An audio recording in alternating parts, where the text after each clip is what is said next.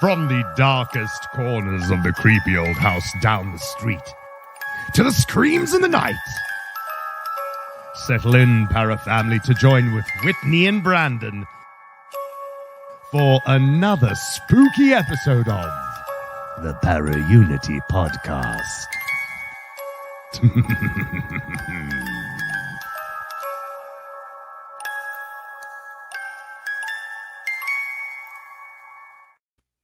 Woo, technical difficulties off the bat. Yes! Par for the course. We're God, awesome. I suck at my job. No, you don't. All right. Hello and welcome, Parafamily, to the Para-Unity Podcast. Whitney, tonight we are hanging out with siblings Brandon and Bryanne Schexnayder. Snyder! I knew I'd screw it up. Dang it. You're awesome. I am not. We're Wow, awesome. Whitney, you are the odd one out tonight. There's a lot What of else bees is new? flying around. What else is new? So they are the team behind Southern Gothic podcast. Brandon is the voice of Southern Gothic, weaving incredible stories of history, true crime, and the paranormal centered on the American South, while Bryanne is the professional archivist who fuels that narrative with primary sources from the time period. So exciting. I know. I am really excited. I am a fan of Southern Gothic.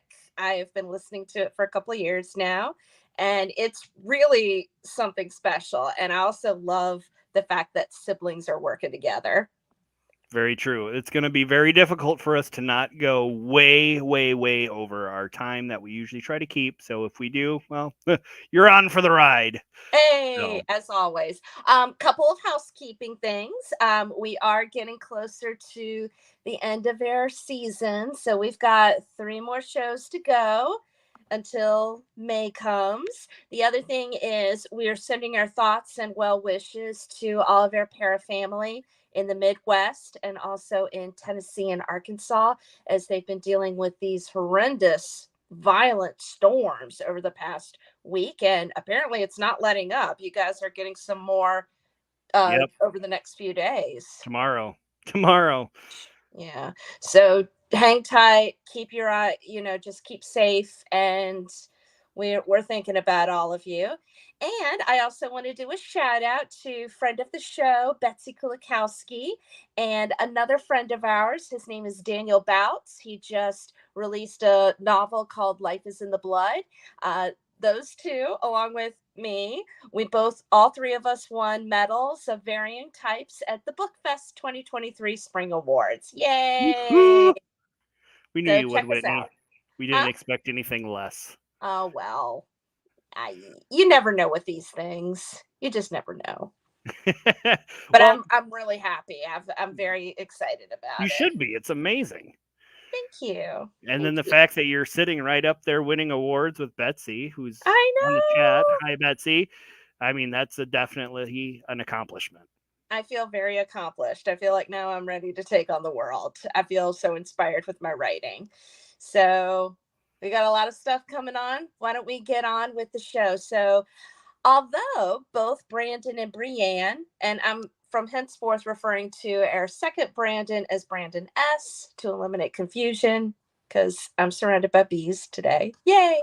Although both Brandon and Bryanne were born and raised in New Orleans, and Bryanne lives there still, we're actually going to explore where Brandon lives in Franklin, Tennessee. So I'm pretty excited about that. Franklin is the county seat of Williamson County, and it's the 7th largest city in Tennessee.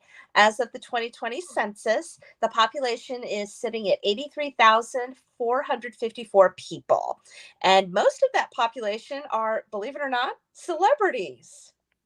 Did you know that, Brandon? I knew of a couple of them, but when I was going through the list that you had compiled on there, I was like, wow. It's a big list. So a sampling of the who's who, and most especially country music stars. So here's a sampling. We've got Tim McGraw and Faith Hill. We've got Ashley Judd and her sister Winona. We've got Nicole Kidman, Reese Witherspoon, Oprah Winfrey, the band Paramore, Billy Ray and Miley Cyrus, and Justin Timberlake. That's just to name a few. It's a long, long list. Fun fact, Brandon S. is also an audio engineer, and he has actually worked with some of this musical talent in Franklin. So maybe we'll ask him about that at some point. I've seen the majority of them in concert. Yeah, I don't really do a whole lot of country music. Me, it's not as bad as you think. I don't think it's bad. I mean, I actually did learn how to country line dance once upon a time.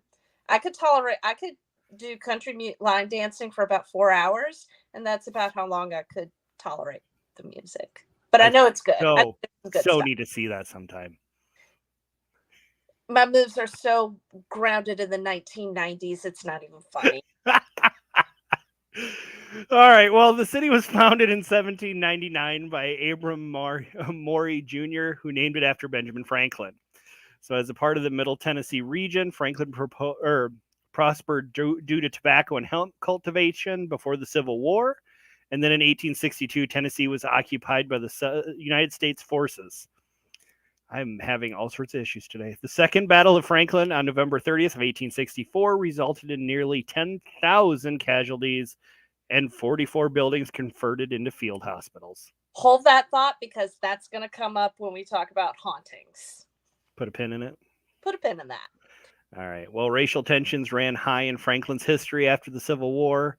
On July 6th of 1867, the Franklin riot broke out, where 25 to 39 men were wounded during an ambush in the town square between African-American members of the Union League and conservatives, who were a mix of white and African-American individuals. Samuel Beerfield, a storekeeper who served whites and blacks equally, became the first Jewish man to be lynched in the United States on August 15th of 1868. So after Reconstruction, violence escalated again and resulting in 5 African-American men being lynched between 1877 and 1950. Mm-hmm. We do remember Amos Miller, who was lynched in 1881, and Jim Taylor, who was lynched in 1891. Yep. However, hold on to that, because there is something that Franklin is doing to sort of raise awareness about about the previous history, and it's really interesting to hear about. So I'll get into that here in this paragraph. During the 20th century, many African Americans left the area due to what's called the Great Migration. That's when they were leaving the South for the northern cities for work, and also to leave the era of Jim Crow for the most part. At the same time, more industry came to Franklin, most notably the Dorch Stove Works in 1928. Today, the former factory has been adaptively repurposed for restaurants, offices, and event spaces. Franklin is also the site for many historic preservation projects, 5 historic districts, and armed service monuments. One such monument honors Williamson County service people from what's called the Creek War of the 19th century all the way to the 20th century's Gulf War.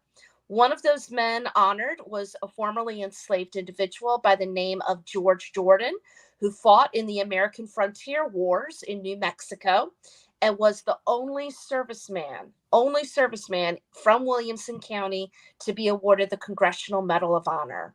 The Fuller Story Historic Preservation Plan is a recent initiative to recognize the lives and contributions of African Americans from Franklin. And I think there might be something that Brandon S. might tell us about. I do know of a couple of those sites, so it's pretty cool. Well, now we get to what we're all about. Let's talk about the hauntings, Brandon.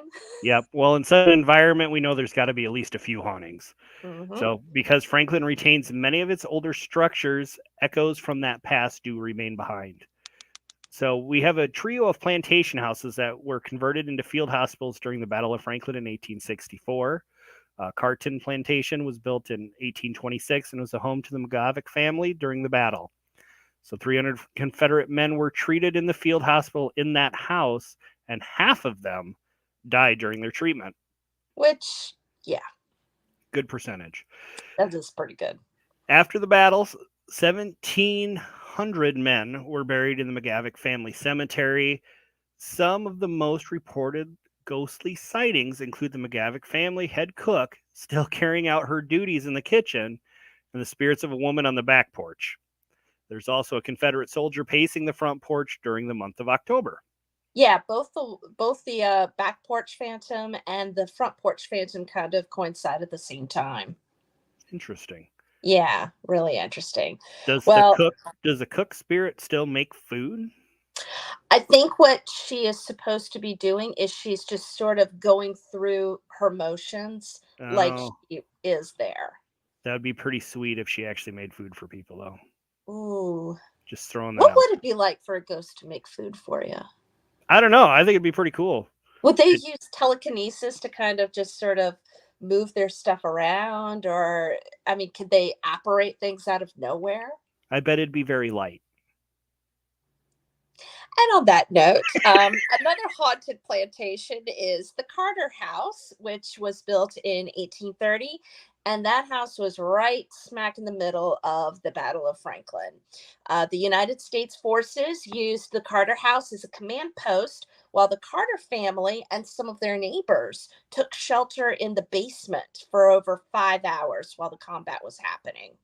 The farm office, and the brick smokehouse on the property are considered to be two of the most heavily damaged buildings from the Civil War still in existence. So I mean, I'd be interested to hear the preservation efforts on that. If they're even preserving it to as it is right now with the damage, or if they're going to rebuild it. That'd be How interesting. would you, though? That would be tricky. Yeah. But the ghosts are said to be two of the Carter children by the names of Todd and Annie. Todd was actually a Confederate soldier who fought for 3 years in the Civil War, and then he actually died during the Battle of Franklin right in his own backyard.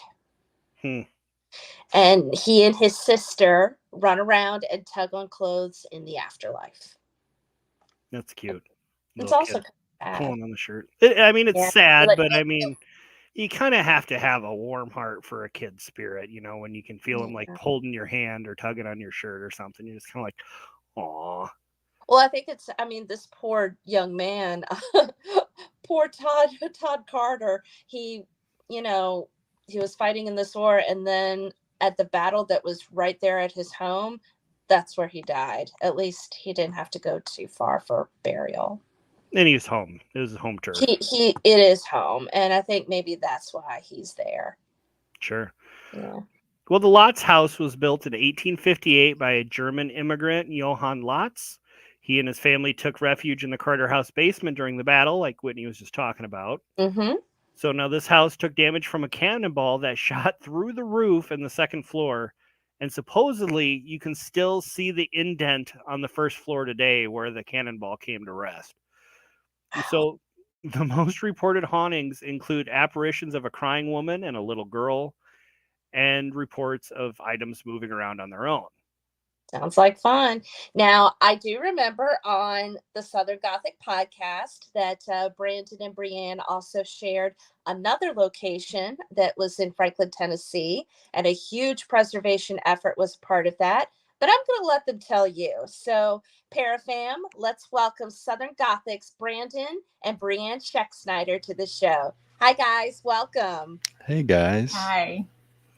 Yay. They have arrived. Woo! We have more friends.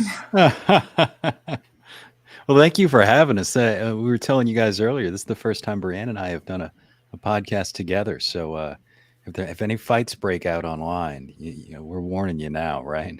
Okay. It's all about the ratings. Yeah. You should see what me and Brandon get into sometimes. Brandon, the other Brandon, not this. Right. Oh God, this is gonna be. We'll get done with this, and Bryanne will be like, "I'm never doing one of these again." Bryanne, are you okay if we just start with you and just ask you a couple of questions? Sure. Okay. Well, as a fellow history nerd, what excited me about you coming on the show is you're a professional archivist, and I believe you're doing work in New Orleans. Is that correct? Yes.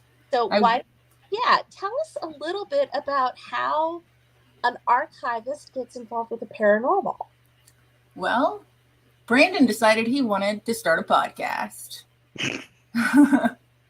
And he needed some research done.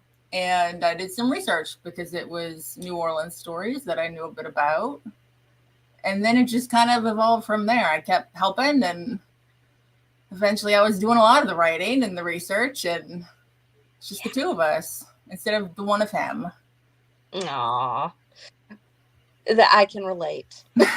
She's selling herself short, though. She was involved from the beginning and giving her opinion about pretty much all of it. So even the first few episodes I wrote by myself and kind of figured out my own way around. And she definitely was a proofreader and had a lot of the ideas. And some of those early episodes even were her topics that she told me, you got to go do this. So, even though I kind of started it on my own, and we were probably, not even 6 months in by myself before she kind of took over the smart part. I like the smart part. Yeah. Bryanne, do you sometimes also, what do you think is the best thing about using primary sources? I like getting to as much of the facts as you can find. Mm-hmm. Because at the heart of so many of the stories are real people. So I want to find the real person behind it. I also just like looking at old stuff. Yeah, totally. So if I can find something that somebody hasn't necessarily thought about, I get a lot of thrill in the hunt for something. I like doing research. And if I can find something really cool to tell a story about with it, I'm going to do it. So. Well, you're in the perfect place for it. New Orleans, you got to have plenty of topics and fuel for any kind of fire that you could want to even possibly pursue. It certainly helps being in a place that has, I work in a place that has 300-year-old documents. Yeah. So it certainly helps when I want to do research on the city. I'm in the perfect place to do it. Now, I believe what I read on the website with you guys, which, by the way, I have added to the show notes so people can check you out. I believe, Bryanne, you have an obsession for a certain story about a Julia Brown. Yes. Tell us a little bit about Julia Brown without getting too much into the awesomeness that was the podcast episode. Brandon does a much... Be that brief. Brandon is a much better version of telling the story than I do. She was an African-American woman that lived out in the swamp. She died in 1915, and legend says that she cursed this town, and that her death would cause the destruction of this town. And during her funeral, the great New Orleans hurricane of 1915 struck, and the eye of the storm went straight through this small town. And it was the worst hurricane New Orleans has had to that date. It's kind of been described like a Katrina or like an Ida recently, like that Really? kind of. Yeah, it would have been kind of a modern day kind of Category 4 storm. Damn. Yeah, and there's records that it started in the middle of her funeral. So. Oh, that's documented fact. So that's what's so fact, incredible about the legend of her being this voodoo curse, is that Bryanne's found newspaper articles from several days after the hurricane. Even there's an article from several days talking about her funeral happening when the storm broke out. Even so, it's all it's all documented. Very heavily. During Ida, we sent some positive thoughts up to Julia Brown for some good energy. Yeah, no kidding. She came through for us. So good. We always send some good thoughts up to Julia when we need some. Yeah. She's been our guardian angel for sure. Every time Bryanne finds a new document or something good happens in our professional life in some way, shape, or form. Every time she's sent off for documents to like the National Archives, things like that, like every time she gets closer to Julia as a person and not a legend like she was talking about earlier, it seems like something else incredible happens to us, that we have to attribute to her for sure. That is amazing. And I've actually come across something similar too. I was telling Brandon, I remember your St. Albans episode, St. Albans Sanatorium, which is up in my area, up near me, and one of my favorite locations to go to. I have found that since I'm starting to look more into the past of the people and more into what life was like there as a boys' school, I have found that I'm actually treated a lot better when I go and visit that location. I never have run into any issues that are negative at St. Albans. I'll tell you guys more about that later. But Sure. Bryanne, when you first started working with your brother, how did you feel about the paranormal? Were you a believer? Were you a skeptic? I mean, I think I'm a believer. I've never had any experiences, at least that I could legitimately say was an experience. I would like to have an experience. You probably will. I'm certainly open to it. We like to think that the building where I work is haunted. We say good morning every morning when we get in. We attribute all of weird noises to a certain individual, but you can't really say that we know for certain. Yeah. We haven't gone on many like ghost hunts or things like that. Brandon's promised he would take me to Waverly Hills. Oh, I'm putting that out there. So that'll take me. That's a big one for investigation. She's mad because I went without her. Oh, wow. So, Bryanne, let's go ahead and let the two Brandons talk to each other. You guys were doing just fine. I mean, Hey. I was letting it roll. I mean, Well, let's go ahead and just shift that question to Brandon. Brandon, Sure. what about you? What's your background with the paranormal before you started the podcast? Yeah, I haven't had an experience either. So neither of us have. Ooh. You know, and I usually, excuse me, what I tell people when they ask how, we got into this sort of thing, first of all, we're from New Orleans, right? So you can't not have this kind of just seep into your blood. But Bryanne and I, the way that we came by this, in all honesty, is our parents were really big genealogists when we were growing up, and like amateur genealogists, right? And this was pre-internet, of course. So Bryanne and I just got drug all over southeastern Louisiana to cemeteries for them to take pictures of tombstones, do the, what do you call them? Not the etching, Yeah. all of that, some drug all over the place to cemeteries and all, absolutely miserable, sitting in libraries all up and down in all the different parishes here in southeastern Louisiana. So Bryanne, of course, obviously enjoyed that and wanted to stay in a library for the rest of her life, apparently. But it was something we hated at the time, and now kind of now here we are, and we can't drive by a cemetery without stopping or getting on Find a Grave to see what's in there, right? So that's kind of how we came to it. But she teases me that I'm more skeptical than her. I don't believe that that's totally true. I have a lot of discerning things about it. The more that we research this stuff, I kind of feel like the more difficult it is to explain away a certain percentage of it, and it seems like I can explain away more of a vast majority of things based on what we've learned. But at the same time, there's still this remaining bit that gets harder the more we learn about the paranormal. So, and here I am at the same time we're talking about going to Waverly Hills. I will gladly go sit in the 20-degree weather in December at Waverly Hills and hope to have my own experience, because I continue to do that. I really enjoy doing that, but still have not encountered anything on my own. So we're not going in the winter, though. We're not going to go in the winter. That was an awful idea. It was it was a good memory, but bad idea. I've been there. I've been to a lot of places that have no heat, and you're sitting in 20, 30-degree weather, seeing your breath come out of your mouth when you talk, going, is it because there's a temperature shift, or is it because I'm just stupid for being here in the cold? And well, it was the end of the season, so it was either get in and go now or wait 3 or 4 more months, and we were antsy. That makes complete sense. I don't blame you. Yeah, I don't blame you either. So complete random question for you, because I know you've been doing this for a little while now. I've noticed with dealing with the topic of the paranormal on a podcast that weird things happen when you're doing the episodes. So we've had all sorts of crazy stuff with our show when we've actually been doing episodes. One of our early on episodes, we had a child's voice come on the show.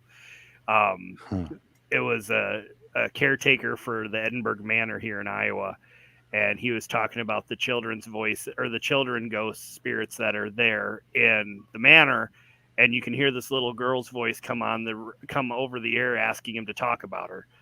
And Oh, wow. so that was crazy. Whitney, we've had one a while back. I think it was a couple episodes in after you started, Yeah. where we had a voice come over on your side of the speakers. And I did not hear it at all. I had my headset on. I was all alone. I know the noises in my house. I didn't hear a damn thing. I thought Brandon actually was pranking me. Yeah, I don't know if I've had any really blatantly strange things. You can't think of anything, P, can you? No, a few times I've freaked myself out researching in the middle of the night, though. Yeah, I can't think of any technological things. I mean, I tell you, the only one that ever I worked for the show Astonishing Legends for a little while. I edited their show while their regular editor, who's just a massive part of that team. She was on maternity leave, so I just helped them out while she was away. And we did a series on The Exorcist. I edited a series on The Exorcist. Oh, It was yeah. it wasn't this last Halloween. I think it was 2021's Halloween. Yeah. And they went to release the final episode of it, and I guess it just disappeared. They put it out and put it on Apple Podcasts or something like that, and it just disappeared. And there was this whole big issue. They're talking to Apple. It was in their feed. Apple couldn't, if you understand anything about technology, with the RSS feed, and Apple couldn't find it, and it was just this whole weird, and I wasn't involved in that part, but I didn't realize at the time.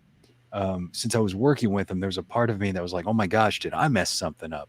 And then Bryanne and I went to the Haunted America conference last year, where Troy Taylor was puts on this big, conference for the paranormal, and we decided to go see. He did an after hours event where he was discussing the real life story of The Exorcist. He had written this book and all, and he was heavily quoted on the Astonishing Legends. And as he's wrapping up the entire thing, he starts talking about some of the weird things that have happened since he wrote this book. And one of those things is, he said, and in fact, the Astonishing Legends guys just recently put out this episode. And I was like, wow, it didn't connect at the time. I was so personally invested in making sure that this went without a hitch that they really took it as this was an issue with the technology. But I don't think personally on Southern Gothic we've had a problem other than my own brain farts on the computer. So yeah. That's insane. I just literally was talking to Troy Saturday. Oh, did you? Yeah. Well, we'll be out at Haunted America this upcoming summer. I'll actually be doing an after hours event the night before the show starts. I'll be down at the, what was it called, Bryanne? His room. I don't remember. It's at the Mineral Springs Hotel. I'll be telling stories the night before at one of the events before the conference kicks off. So we're really excited about that. And if people haven't gotten their tickets for the Haunted America conference, you better get them quick because they sell out pretty darn quickly. They do. Well, he moved it to a bigger venue this year, so hopefully we'll see more folks out there this year. But yeah, he was actually just at the Haunted Galena conference up in Galena, Illinois this last weekend. Oh yeah, that's cool. Yeah. He's everywhere, man. Everybody. Yes. Sure. It's a lot. So let's go ahead and get to some of your favorite places or your favorite episodes that you really felt some connection to. Bryanne, have you been to any of what places have you been in those episodes? I don't even remember all the episodes we've done. Okay.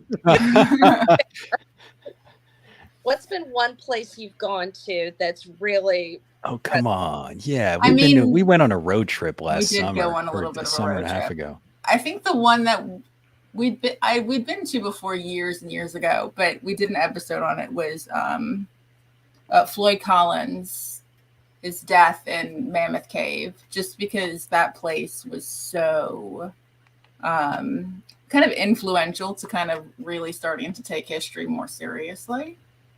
And we went out. Cave. Was it Sand Cave? Yeah, Sand Cave. Oh, yeah, that's terrifying. And we made Brandon. We hiked out to his Crystal Cave, and I complained the entire time. But we did it. We did it, yeah. Do you find that's a very important part of the process to actually try and visit some of these places if you could? I mean, I like going places wherever we can. Some places, the more that I research, the more I want to go. And other places, I'm just kind of like, that was nice. I'm good. I would love to go to all of them if we could. You get such a different vibe. You feel there's something about like the power of place, right? Like when you go somewhere and you stand there and you actually kind of take it in, whether it is just a story or it's some type of dark history or something. I mean, it's surreal, but man, we went to Yazoo City Cemetery. Yeah. I had a picture of Bryanne standing in front of a sign that says Witch's Grave, which is, very enjoyable picture for me. What else? We've been to a bunch of places. Oh gosh. I mean, obviously all the stuff in New Orleans. Every time I go down to Louisiana, we go out to Manchac and leave Julia an offering down there for sure. That's nice. But I know you've. Where else do we go that year? We went to Myrtles. Been to Myrtles. Okay, what was that? Because the Myrtles plantation, of course, is touted as as one of the most haunted places in the United States. Do you want to take this one, B? Are we gonna good cop, bad cop this? It's pretty. we didn't spend the night, so I can't say we had the full experience. We did the haunted the mystery tour, which is the haunted tour. Yeah. I heard it's a pretty decent tour, though. It was enjoyable. It was enjoyable. I enjoyed it. The historian over here. I enjoyed it. Typically pokes holes in these tours. Bryanne, the Myrtles is like it was such a selling. Confident response in that too. We didn't take a history tour, so I don't know what they say on the history tour. Right. Bryanne, I've actually been somebody that's corrected a national park ranger once. Well, look, her favorite pastime at lunch, she'll go walk out in the quarter and sit there and listen to tour guides and sneer at them for saying wrong stuff. I like counting the lies they tell to tourists. Yeah. Well, that raises an interesting point, because now we're at this point in our history where we're trying to tell as much of the historical truth as much as possible and trying to factor in the nuances. So where does that leave things like ghost tours or even our own research into the paranormal, do you think? Do you want this one, B?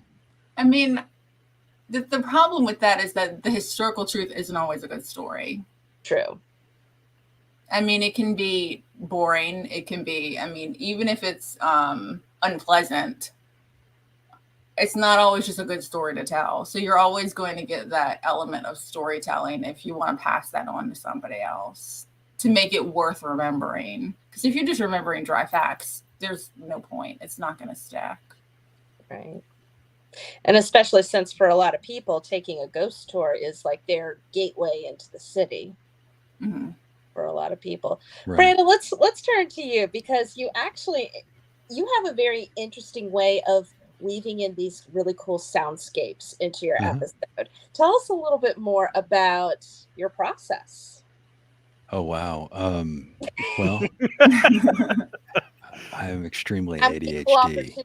And I am, as you mentioned earlier, I worked up on Music Row for a long time, worked in country music. A lot of my really close friends are songwriters. So, I mean, they're kind of those traditional storyteller cats, and a lot of them, they write pop country, that's what pays the bills. But at the end of the day, most of them are, they've all got their own stairway to heaven. They're all, good classic storytellers, and, and grew up on Americana, and, and that's kind of their deal. And I learned a lot from those guys growing up, coming up in the, in my career, and learned a lot about, capturing attention and hearing that.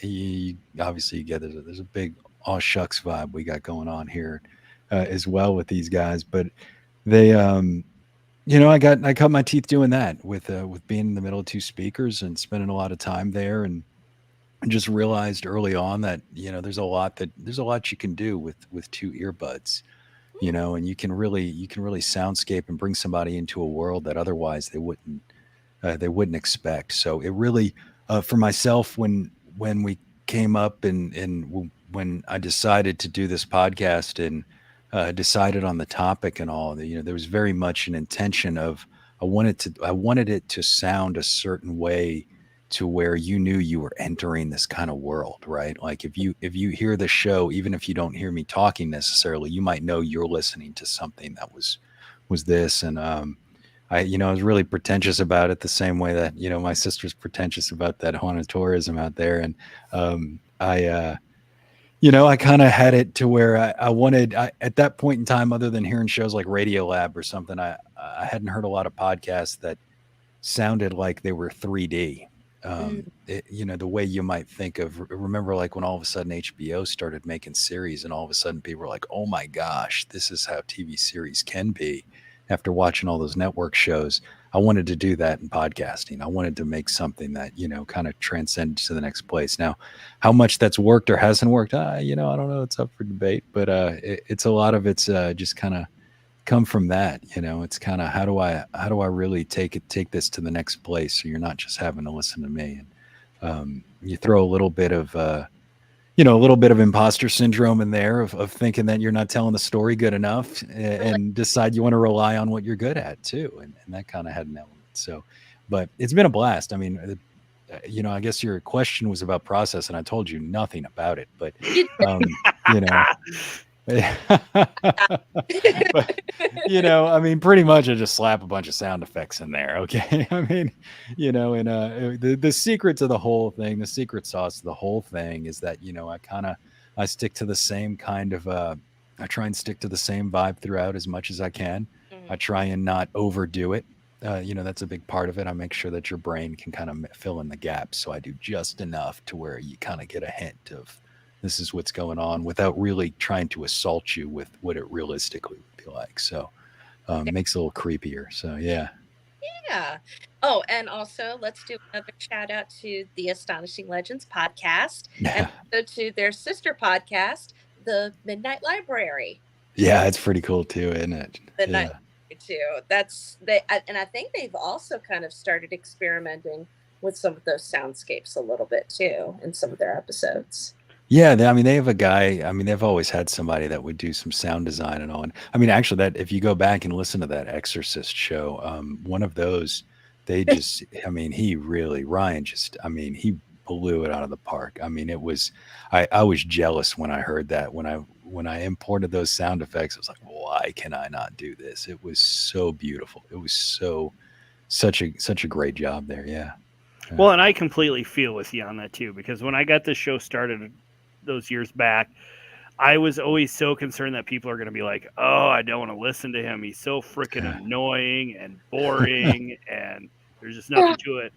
And part of it, I just kind of got tired of doing everything. And it's fun to be able to have somebody that you can throw stuff back and forth with, that, that can help cover with things, and Whitney does a great job with it too. Cause I mean, she's right on top of it and can pick right up anywhere where I kind of start stumbling, or she just makes fun of me. So yeah. I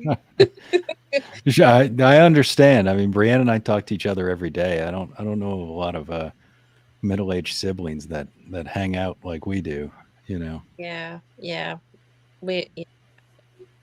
You're not middle-aged yet, though, B. It's okay, though. What is the best? So let's go to the sibling relationship. What's the best thing about working together?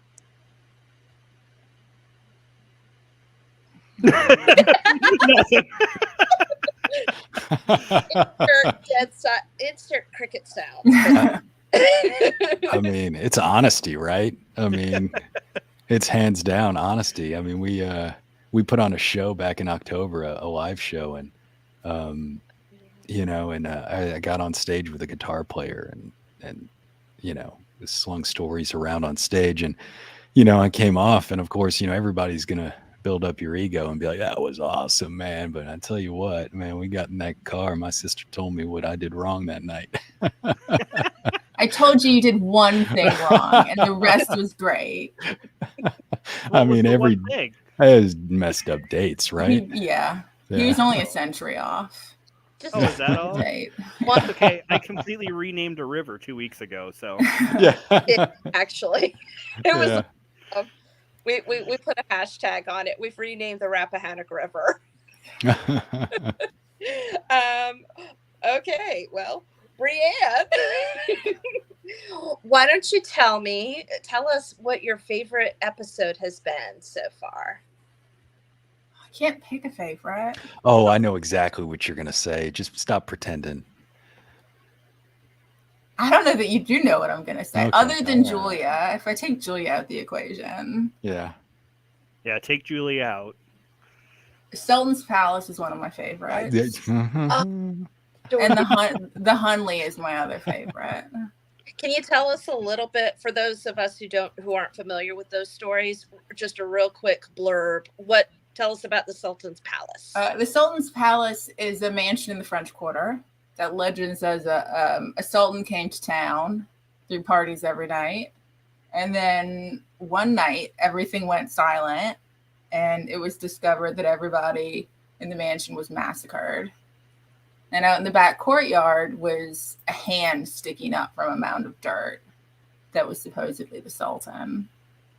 But we also found out there was this crazy other legend that kind of tied into it, and well, tell us that. Yeah, it got a lot more historically involved than I anticipated. She did really incredible work on this too, like this particular story. I mean, it's one that really went above and beyond, and she's playing like she has, and she actually wrote about it. And was it the Morbid Curious? Was this the one, the last? So one of Troy Taylor's journal in Morbid Curious. I mean, this rabbit hole she went down and found research on was insane. So I don't mean to cut you off. I just want to make sure everybody knows how intense, how beautiful of work you did on the Sultan. Yeah. It was supposed to be a very quick episode. Sure. It did not. It was not a quick episode. What was the one? Hunton? The Hunley was a Confederate submarine that sank. Now I'm going to get it wrong. Oh, yeah, man. Off Charleston Harbor. It was in the Charleston Harbor, yeah. Mm-hmm. Yeah, and it's the only Confederate submarine it sank a battleship. It was the first submarine to ever sink a battleship, the Housatonic. And it disappeared. They could never. It sank the battleship and then it disappeared. And within the last 20 years, they actually managed to find it. Oh wow! And they were able, through DNA, they were able to identify all the sailors. Where did they end up finding it? Do you remember? It was in the harbor. It was in the harbor. It wasn't where they were expecting it to be in the harbor. It was more toward the sea than land. And at the time, they weren't able to get out that far. Okay. Yeah. So cool. But yeah. So they recovered it. They've identified all the men. Oh, but it was kind of called the Iron Coffin because every sailor but one who ever sailed on it died. It kept sinking. That's crazy. That is. Brandon, what about you? What's been your favorites? Yeah, I mean, again, Julia Brown is always at the top of the list. Oh gosh, favorite wise though, I really like to tell the story of the Witch of Yazoo. Most of mine are stories I like to tell the most. It's I don't know if it's as much that the episode is what it is, but I really enjoy talking about the Witch of Yazoo. I talk about I don't know. What is my favorite? I mean, I knew what yours was, Brianne. I don't even know. You don't know? I don't even know. I really like the fascination that Southerners have with dead brides. Okay. Yeah. I don't know what it is, but apparently of our 100 episodes, at least 20 of them have to do with women who unfortunately are now doomed to spend eternity mourning their lost love after they died from heartache. Yeah. Or they're dressed in their wedding dress and they've hair, and now they're haunted with all that stuff. Classic ladies in white. They're everywhere. And Everywhere. Yeah. can you tell us a little bit about the Witch of Yazoo? Sure. Yeah. Well, the Witch of Yazoo. Look, there's not much reality or history behind this one. So this particular story, it's Yazoo City down in Mississippi, and apparently one day they realize that folks are going missing. Travelers coming into town are going missing. They decide that, hey, what are we gonna, we need to start looking for these people. And of course, they head out to the edge of town, and they believe that there's this woman who's living out, out on the edge of town in this cabin out there, that it might be her that's causing these problems. And sure enough, they get to her house. She takes off running. They look around and realize that she had been murdering these men and then burying them out back on the hill out back, and then of course dancing on their graves at night, right? Well, she takes off running. They go after her, all the folks, the police there in Yazoo City, and of course the witch ends up out in the bog out there, and sure enough ends up in some quicksand. She starts sinking down in the quicksand. The folks catch up to the witch, and just as she's going under in her last breath, she of course curses the town, just like Julia Brown, right? Curses the town, says she's going to come back. I want to say, was it 10 years? I'm not totally brushed up on this one. In 10 years or something, she's going to come back and destroy the town or something of that nature. And sure enough, about 10 years later, this is early 20th century as well, the city of Yazoo had a major fire, and about 70% of the buildings in Yazoo City were burned down. Now, what they realized at one point after the city burned down is they thought, oh man, like, wait a second, like, the witch prophesied this, right? She cursed us. So they decide to go out to the cemetery, and they go see where her grave is out there at the cemetery. And at the time when they buried her in the grave, they had put iron chains around it and everything. But now when they get to the cemetery, those chains were broken. So sure enough, they believe that the witch came back and burned down the town. So now, historically speaking, this is one of those that kind of got thrown together a little bit odd, but it's a fun story when you get really deep into it. And the cemetery was beautiful. I mean, I really enjoyed going and visiting that cemetery too. Well, and they had that huge tornado that cut through that town, 5-6 years ago now. Oh, I'm not totally up to date on all the Yazoo happenings, but yeah, they did. They had something go on recently. Yeah. So we kind of alluded to this during the introduction about haunted Franklin, Tennessee, which is where you live, Brandon. Uh-huh. Well, I remember one of your episodes. Tell us about the Franklin Masonic Hall. The Masonic Hall, sure. Yeah, it's a beautiful building out here. It's in much need of renovation. It's something that they've been trying to put together, and it's a 3-story building out here, and it was built sometime between 1816 and 1825, if I recall that correctly. And it was actually the product of Tennessee's first state lottery. That's how they kind of funded this. And it's been a Masonic Hall for all 200 years. It's never been anything else. It's always housed Hiram Lodge number 7 here in Franklin. And it is a big, creepy building. If we went out there right now and the lights were off, I mean, if the Masons weren't there, which, they're not every night, right? They work regular jobs. It just looks like it could be the most haunted building in Franklin. It's kind of on a side street there. So, the building itself, it's kind of been the source of a lot of different things. The Treaty of Franklin was signed there with the Chickasaw Nation. President Andrew Jackson, Secretary of War, lived right next door to the Masonic Hall. So when it was time to make this deal, he of course invited, the delegates from the Chickasaw to next door to his house. It's going to take 3 weeks to negotiate the treaty, right? And this, of course, happened there, and the treaty didn't get ratified, but it ended up kind of kicking off Indian removal. So, the place kind of has that little bit of stain on it. It was also a barracks during the Civil War for the U.S. Army. Nashville fell very quickly in the Civil War. And, when Nashville fell, those men just walked right down to Franklin, took over, boys in blue on all the streets here in a Confederate town, a Confederate sympathizing town. So it was barracks for that. So if you were to go and visit today, you could actually see graffiti on the wall from those men who were here. It looks like a boys' restroom up there with all this graffiti on the wall, the names, and there's some colorful limericks up there and things like that. So, and of course it was one of those 44 field hospitals following the Battle of Franklin. So, you guys talked about that. Just a little bit about the Battle of Franklin. The reason it was such a big traumatic event, and the reason, Franklin is considered so haunted, is this battle lasted 5 hours, only 5 hours. We had 20,000 men from the north, 20,000 men from the south, all converging on this small town here in Franklin, Tennessee. And in a period of 5 hours, we had 10,000 men died, went missing, or were wounded in a mere 5 hours. So you can imagine this city, this town right here was just overrun with bodies and wounded people.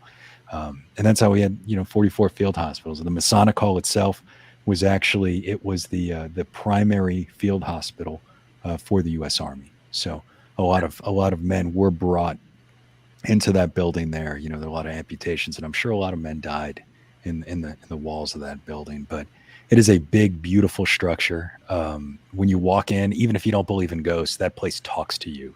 It is so historic. Just the power of place when you stand on that hardwood floor is just, it is intense, to say the least. So it's a really cool building. And unfortunately, it's not even open to the public, really. The Masons, they still use it, but other than maybe some of our like festivals and stuff, it's never really open for visitors or anything. Yeah. I think that's getting to what you said, that even though you've got, whether you believe in ghosts or not, the building talks to you. I think that's something that I've noticed with a lot of our last 3 episodes are dealing a lot with storytelling. Right. How that storytelling kind of raises awareness for these historic buildings and these historic sites. And I have been seeing more of a shift in the paranormal field to sort of use storytelling and use investigation to fund those preservation efforts and education efforts, so people enjoy these sites in the future. So you guys it's a great way. Yeah, it's a great way to do it, because a lot of these places, they need preservation, and who better than a bunch of folks who are going to come in during off hours and are going to actually respect the property as much as real quick, kind of a funny off the wall question about your podcast. After the outro was done, who was the little girl that that's my daughter. Several years ago. She's much older now, but she says Lucky Little Shex, which was a nickname that my grandmother gave me, but it wasn't Lucky Little Shex. It was Lucky Little Shit. Oh. And so it's been the tag. So yeah. That's so. I love that, and that's another common thread that's been through some of the guests that we've had on the show recently. A lot of these groups, they form a family, and so it's really cool to hear how your podcast is a family act. And what's next for you guys? I don't know. What's next? What do you got, B? What are you going to tell me to do next is the real question. Ooh. Yeah. I don't know. Got something started. We'll see if it sticks. Well, we'll be out at Haunted America, like I said, this summer. We got a couple little projects here or there. Ultimately, we're just trucking through with this podcast, and we started doing premium episodes this year, so you can get a little extra bonus if you subscribe on Apple or go through Patreon. So we're doing some extra episodes there. What else we got? That's pretty much the majority of it. The show itself takes a good bit of time to produce, so we don't really make too much more. But got another New Orleans episode coming up here this week, so looking forward to wrapping that up and getting that out this week. New Orleans is fun. One of these days we got to go to New Orleans. My husband was saying something about going at some point. He's like, it'd be fun. I'd love to go. I got a question. Y'all hurry up and do it before the summer. Trust me. There's a reason I live up here. But I got a question, actually. The Ursuline Convent. What is that? Is it open to the public or not? Oh, yeah. It's open to the public, yeah. Okay. They just talking about the vampire. No, they don't talk about the vampires. Which is I get it. I'm not cool with that. But have you noticed a resurgence in tourism or anything like that in New Orleans since the new Interview with the Vampire series came out, and also the Mayfair Witches? Not particular. We're just now really starting to get into high tourist season. Yelling at a couple on the way home today. Okay. Festival season kind of brings out all the tourists. So we're just starting to really get into that. But overall, I mean, tourists in general have been slow to come back after COVID. That makes sense. Yeah. So it's still kind of noticeably less than it usually would be. Mm-hmm. But I mean, ghost tours, history tours, I mean, they're all popular. Note to self: go to New Orleans while there's still room because people are scared of the next plague. Got it.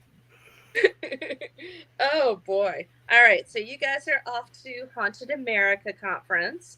At least you will, Brandon. I don't know about Oh, we'll both be there. Sure. Yeah. We'll both be out there. Bryanne can't miss that. Those are all her writer friends out there now. So I'm actually the odd duck at the Haunted America podcast or Haunted America conference because I'm the podcaster and it's all these paranormal writers, So it's all people who've been featured in Morbid Curious like Bryanne, and I'm kind of the I'm the oddball with those. So yeah, that's her show. We're going to try and get more writers on the show too, so stay tuned as the year goes by. For sure. All right. Hey, Brandon. My other Brandon. It's my turn now. Oh. Hi. I've been doing everything I could to not respond when you're asking all sorts of questions. I really have been. That's why I've been a little quieter. Well, if you guys need help with anything, if you guys decide to cover any topics over here in Iowa, because we do have some really interesting stories. We have witches as well, which aren't very well known, as well as obviously, the main ones, Edinburgh, Valeska, everything like that. Definitely hit me up if you need any help with anything, or if your guys hit like a roadblock or something. We can definitely help you out. Awesome. With Virginia too. Totally, yeah. We need more stories from Virginia, don't we? I can also give you some updated information about St. Albans. Oh gosh, yeah. We'll there a lot. In fact, a couple of weeks for the third. We'll have to circle back to that at some point for sure, and the Hollywood Cemetery too. You mentioned being out there. So here. Just to clarify for anyone who remembers my reference to Hollywood Cemetery is this is not Hollywood Forever in Los Angeles. This is Hollywood in Richmond, Virginia. I never worked there, but my museum that I used to work at would give walking tours there. So that's how we know that. Just to clarify. But there's also some really cool things in Richmond too, like the tunnel collapse of Church Hill, the Richmond Theater fire of 1811, and all sorts of really, really cool things. And also a few witches too. Well, what's the best way? Two parts to this. What's the best way for people to get a hold of you if they want to reach out to you guys? And then what's the best way for them to find your shows? Sure. If you go to southerngothicmedia.com, that's southerngothicmedia.com. You can contact us through there. We've got links to all the major apps and everything. You can listen on there as well. But of course, if you are watching on YouTube here, you can go on and you can type in Southern Gothic, the podcast, right on YouTube.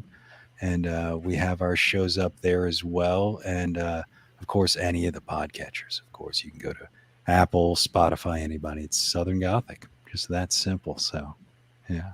Awesome. Yay. Brandon, I'm happy right now. Are you happy too? I am. Yeah. And I'm also feel like I'm going to get a good night's sleep tonight. Well, then I didn't tell stories well enough. No, you do. Because the fun thing that happens to me when I fall asleep to podcasts is they show up in my dreams. And people will actually start talking verbatim everything that I'm hearing on that episode. And I'm like, where did you hear that? And then I'm like, wait, you're copying somebody's idea. Oh, wait, this is just a dream. This is the podcast I'm listening to. It's weird how it happens. And Bryanne, I hope your appearance on the show was fun and painless for you. Yes, thank you very much. You're quite welcome. We're so happy that you guys came out and took some time to hang out with us. And I'm putting a lot of things in the show notes. So check out Southern Gothic Media and all that wonderful stuff. And we gotta hang out sometime. We're Totally. new friends. Brandon, we're gonna have a storyteller chock full last 3 weeks of the season. We're gonna have to figure out a way to do like our own like conference where we have all of our guests come and join us. I think we should totally do that. We got some cool people. Cool, that's your summer homework. Oh, like I don't have enough summer homework. Oh no, you love it. You love it. Well, guys, thank you so much for coming on the show tonight. It's been an absolute blast. Bryanne, you were absolutely graceful in answering questions. You're a pro. You should fill in for Brandon sometime when he needs a break to rest his voice. I don't think so. I don't think I'll stop talking to the problem. And on that lovely note of sibling discord that's coming out, thanks again, everybody. And thank you, Para family, for tuning in and joining us tonight. And if you listen to us, just like our friends on Southern Gothic, if you listen to us on Apple Podcasts, please remember to take that second and rate us 5 stars or leave us a review. We love reviews because they give us good feedback to help make the show better. Right, Brandon? That's right. And if you're an Android listener, you can follow us on Spotify, Pandora, iHeartRadio, or as Whitney loves to hear me say, Alexa, and I've learned, Alexa, please play the Para Unity podcast. Yeah, you gotta have the please. Yep, the girls taught me that last week.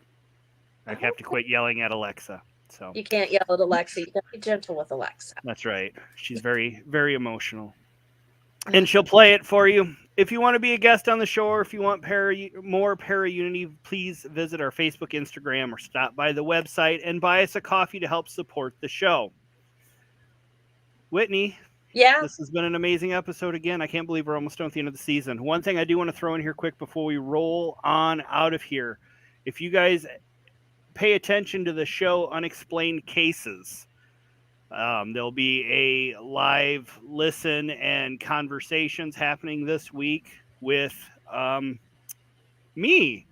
Ooh. Talking all about how religion plays into the paranormal. It's like almost a 3-hour episode of me absolutely spewing rhetoric and paranormal and discussing the similarities between the two and how you can use them both together to make paranormal investigations better. Sounds like fun. Just as long as you don't mention the St. Louis Exorcist, because I do not. Huh? I do not.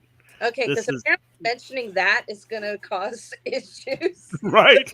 We're going to skip that. No, it's actually a deep dive into how beliefs in the paranormal and beliefs in religion run side by side and concurrently. So it'll be hopefully very enlightening. So check that out. I'll post up stuff about it. But anyways, go ahead, Whitney. I'm sorry. It's fine. Whatever. I'm used to it. I will be at EnigmaCons at St. Albans Sanatorium on April 21st through April 22nd. I will be vending. I'll be selling my books, including the award-winning The Safe Room. Yay me! Yay! But we'll also have some other amazing guests there, including our friends at Transcend Paranormal, which would include Steve Dills and Hannah Kathleen from last week's episode. And there will just be a lot of fun there. It's also the last EnigmaCons that they're hosting at St. Albans. So if you want to spend some time in an incredible location that Brandon also talks about on Southern Gothic, come on out and join us in April.